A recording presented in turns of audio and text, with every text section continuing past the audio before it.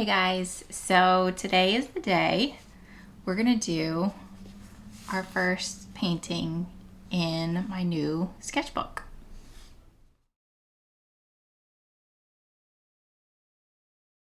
So it has been a really long time since I've done a paint with me video, and they're kind of complicated. Number one, it's hard to paint on camera. One, because you feel like you're being watched, but also two, because just because of the way that the camera's set up, like you've either got a camera right next to you or like over your head, and it's kind of awkward. They're also really hard to edit. So this painting took me about 2 hours once the sketch was done, once the underpainting was done. Once I started oil painting, I think the whole process probably took about like 2 hours, and so I recorded almost all of that, which means that I need to get 2 hours of painting down to like 20 or 30 minutes of video. So I end up cutting out a lot, but I wanted to share with you guys as much of the process as possible. I know a lot of you guys like paint with me videos. They're my favorite videos too. I also wanted to share this sketchbook with you guys because I got this book like 20 years ago, and when I originally got it, I started using it as like a knitting journal. I probably only used like the first 10 or so pages like that, and when I found it recently, I decided this would make an amazing sketchbook. The paper's great. I absolutely love it. It's the perfect size. I love the size of it. But I needed to do something about those first few pages that I used, and it was too many to cut out. And so at the end of this video, I want to give you guys a quick run through, because while this is the first painting in this book, it's not the first page that I've filled in this book. So I'll show you a bunch of the sketches that I've done, and I'll show you how I covered up some of those initial pages with paint and prep them for painting. So with all of that, let's jump into the sketchbook. Okay, so I don't know if I want to say a whole lot or just let the video speak for itself, because the process that I go through for the underpainting, for the sketch and the underpainting, is pretty much what I always go through. This page that we're working on happens to be one of the pages that was covered, that I had used for notes. And so I covered this with a jelly print in a really pretty blue color. And when I do that, I don't know what I'm going to paint on it. I just put something down that I think is going to look nice and that I think I'll be able to sketch over top of. And so I did a quick pencil sketch. Then I went over the pencil sketch with a darker pencil just to make sure that I could see all the lines, so that once I went in there with the acrylic paint, that I could still sort of see some of those drawing marks. And the acrylic underpainting process is, again, same as I always do. It's just a very, very rough way to block in color, and it does two things. One is that it helps me understand what colors I'm going to use in the rest of the painting, so it kind of sets the tone there. But it also gives me kind of a base for the oil paint, because oil paints, even though you can get them to look opaque, inherently they're pretty transparent, and so having that color underneath just helps build up that opacity without having to do multiple layers of oils, because we are working in a sketchbook, and I don't necessarily want to put tons and tons of layers of oil paint on this paper. I just want to be able to, do just enough to get the blending and kind of the look that I want, but not have to worry so much about getting the colors opaque, especially over such a saturated blue background as this. Yeah, it would take a lot to get the oil paints to be kind of opaque enough to really block out that blue color. So for that, the acrylic underpainting is really, really crucial. But yeah, I mean, the underpainting process is pretty simple. And then once that's done, I'm just going to go straight in with oils. So let's take a look at that process.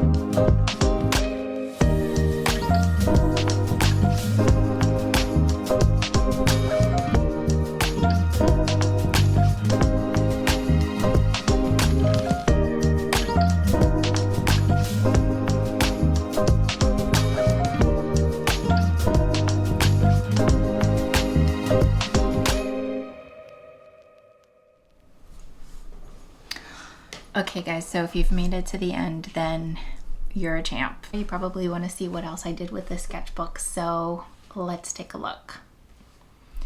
Okay, we've already seen this sketchbook a couple of times, and I think I mentioned that I got this, I actually got it in Italy, and I'm not really familiar with this brand, but I actually really like it, so I might look it up and see if I can get another one. But yeah, it took the paint really well. I don't know if I mentioned I started this in July. I actually started at the last day of July with the idea that it was going to be my dogist sketchbook. So there's some dog there's some dog sketches in here, but yeah, I just jelly printed over a couple of pages, so I'll show you those. I don't know if you can see it on all of these, but there are some, like this one, you can see some of the ink that was underneath kind of showing through the paint. I don't mind it. You can kind of see it, kind of not, but it doesn't really make a difference, and I'm going to paint over it anyway, so... you can see here that the acrylic paint is good for drawing on top of. Like, I can draw right on top of this with the same color pencils I'm used to sketching with, so that's nice. And you know what's interesting with this sketchbook? It usually takes me a really long time to fill a sketchbook, but since I had to kind of paint on these pages anyway, like, I had so much fun kind of putting texture and pattern on these pages that I went ahead and started sketching in them, and I am almost like a quarter of the way through this book already. And guys, it takes me like a year or more to finish a sketchbook. Like, my last one took me 2 years, so to be a quarter of the way through in just like 2 weeks is kind of crazy. But I love all of the paint in here. I love kind of that it sets me up for some interesting spreads. And yeah, I mean, like, you can still see through some of the paint on here, but yeah, that doesn't bother me. Like, it gives me an interesting texture to work on. It gives me like a unique background to work on, and I kind of like it. So yeah, so I think I mentioned that I thought this was going to be my dogist sketchbook, so I started doing some dog sketches in here. But given that I'm already a few days behind and I just did an oil painting in this book, I don't think that I'm going to be on track with dogist. I don't know. Maybe I'll catch up. Maybe I'll catch up and do a couple more sketches, but I don't know. I don't know. We'll see how it goes. But yeah, so that is pretty much everything for this book. If you like these kind of videos, let me know. I can definitely try and do more since I paint, pretty much every day. But yeah, if you like this artwork, you can check out my Etsy shop. And if you want to see more videos, if you want to see more art, feel free to join in on Instagram and yeah, subscribe, and we'll do it again. All right, thanks for watching. I'll see you next time.